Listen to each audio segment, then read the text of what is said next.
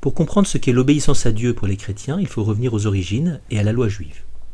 La Bible souligne cette étonnante dignité de l'homme, cette créature de Dieu, qu'il a voulu à son image, avec une vraie liberté, une vraie part d'autonomie, ainsi que le souligne ce verset de la Bible, de la Genèse. Dieu fit ce commandement à Adam, tu peux manger de tous les arbres du jardin, étonnante liberté.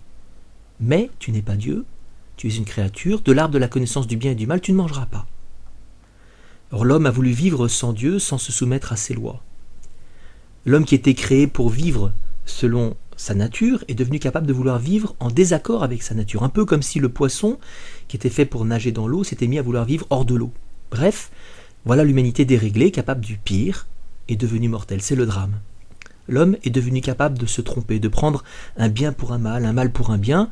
On dit que sa conscience est obscurcie, aveuglée, il n'y voit plus clair. Alors que fait Dieu qui aime ses créatures ? Eh bien Dieu cherche à réparer tout cela.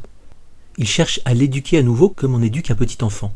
Et pour cela, il choisit un peuple, le peuple juif. Il forme sa conscience pour en faire un véritable adulte, capable de réfléchir, de faire des choix justes, de faire le bien.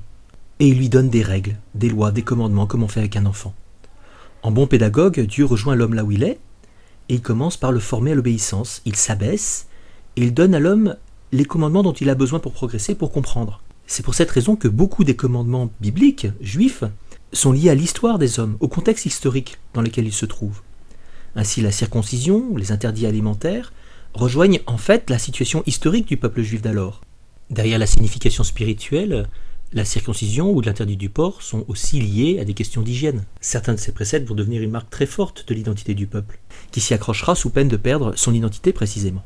Mais le cœur de la loi juive, ce qu'il y a de plus essentiel, correspond en fait à la loi de la nature, la loi naturelle, qui est déjà présente au cœur de l'homme, et que Dieu redonne extérieurement à l'homme, puisqu'il ne la voit plus, puisqu'il n'y voit plus clair. Dans ces grands principes, de ne pas avoir d'idole, prendre un jour de repos par semaine, honorer ses parents, ne pas tuer, ne pas voler, ne pas mentir, ne pas commettre d'adultère, ne pas dire du mal de son prochain, sont des règles que tout le monde peut comprendre, précisément parce qu'elles sont naturelles.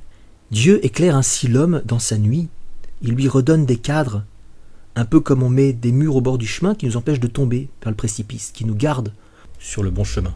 Mais ce n'est là encore qu'une étape, ce n'est pas encore l'aboutissement, Dieu veut nous emmener plus loin, jusqu'à un âge adulte de l'obéissance.